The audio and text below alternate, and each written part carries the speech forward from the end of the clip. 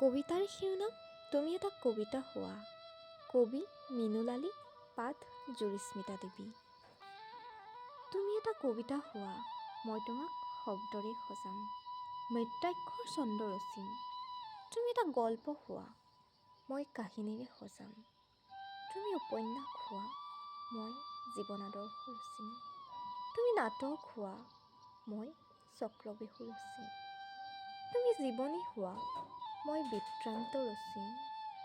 তুমি সংগ্ৰামী দলিল হোৱা, মই চাকনৈয়া ৰচিম। তুমি আত্মজীৱনী হোৱা, মই জীয়া দস্তাবেজ লিখিম। তুমি মননশীল প্ৰবন্ধ হোৱা, মই বিশ্লেষণ কৰিম, চিন্তাৰ উদ্বেগ ঘটাম। তুমি কল্পবিজ্ঞান হোৱা, মই ভৱিষ্যতৰ বিস্ময়বোধ ৰচিম। তুমি তেজাল বুৰঞ্জী হোৱা, মই থ্ৰাপিত সঞ্চিত কৰি ৰাখিম।